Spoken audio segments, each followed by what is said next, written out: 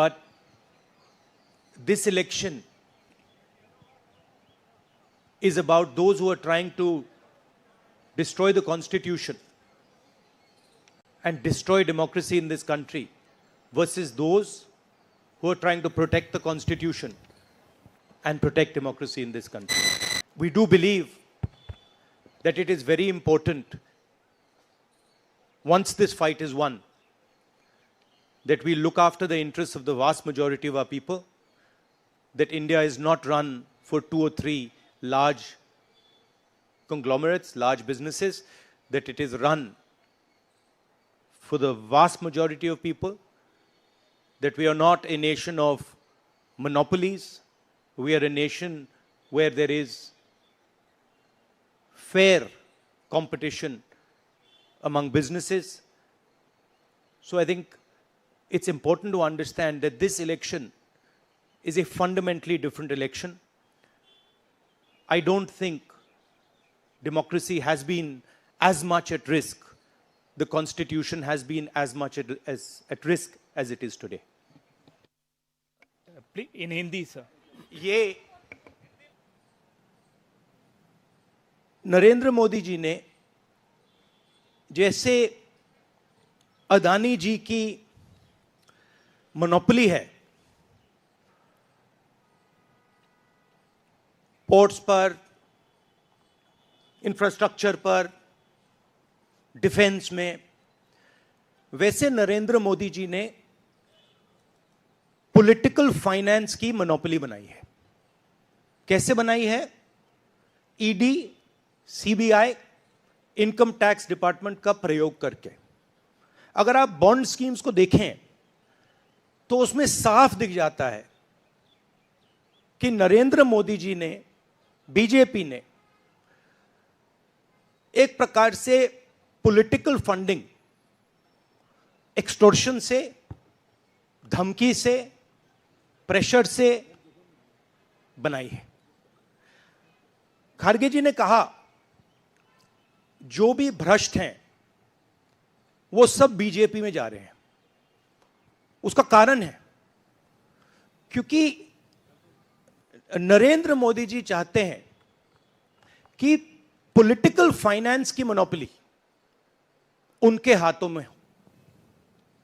अब हमारे bank account बंद कर दिए,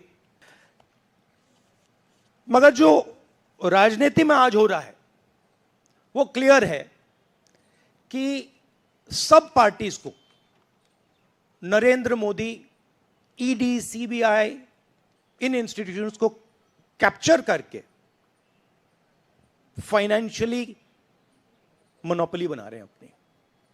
और चुनाव के बाद रियलिटी है कि ये जो फाइनेंशियल मोनोपोली बड़ी इंटरेस्टिंग चीज है क्योंकि सारा इंफॉर्मेशन, सारा का सारा इंफॉर्मेशन, किससे एक्सटॉर्शन किया है, किसको कॉन्ट्रैक्ट दिया है, कॉन्ट्रैक्ट देने के बाद उसने कितना पैसा दिया है, वो पूरी ब्लूप्रिंट, पूरी की पूरी ब्लूप्रिंट इलेक्टोरल बॉन्ड्स में लिखी हुई है. तो नरेंद्र मोदी जी ने आज नहीं तो कल ऑपोजिशन को पूरी chargesheet, proof sheet electoral bonds के थ्रू पकड़ा दी है. तो इसीलिए थोड़ा टेरर हो रहा है उनको, इसीलिए नंबर निकला है 400 पार. इसलिए ये महाराष्ट्र में हमारे नेता ले जा रहे हैं, हरियाणा में सब जगह हमारे नेता ले जा रहे हैं, क्योंकि इनको लग रहा है कि भैया अगर 400 पार नहीं 180 हो गई, 160 हो गई, 140 हो गई तो नैया पार हो जाएगी. उसमें चाहे सोशल मीडिया की बात करें, आप हमारे नेताओं के, ऑपोजिशन नेताओं की सोशल मीडिया देख लीजिए, मेरा यूट्यूब देख लीजिए, मेरा फेस टाइम देख लीजिए, फेसबुक देख लीजिए, इंस्टाग्राम देख लीजिए, तो ये सारा का सारा स्ट्रक्चर कंट्रोल्ड है, रिग्ड है. इसलिए बहुत जरूरी है कि जनता इस बात को समझे कि ये नॉर्मल चुनाव नहीं है, ये लोकतंत्र को बचाने का, संविधान को बचाने का चुनाव है और इसको लड़ना और जीतना बहुत जरूरी है. देखिए, इंडिया गठबंधन में डिसीजन लिया गया है कि हम मिलकर एक साथ आइडियोलॉजिकल चुनाव लड़ रहे हैं। चुनाव जीतने के बाद लीडर कौन होगा, प्राइम मिनिस्टर कौन होगा, वो पूरा का पूरा जो कोलिशन है वो मिलकर डिसाइड करेगा। Thank you. But what I am confident of is that this is a much closer election than is being propagated by the media. It is a close election and we are going to fight an excellent election. Please do remember one thing. Please do remember that there was a similar feeling being generated by the press when Mr. Vajpayee was Prime Minister. There was the India Shining campaign. So we have a similar idea being propagated. India Shining with 2-3 new dimensions. International dimension. All sorts of new dimensions. Full support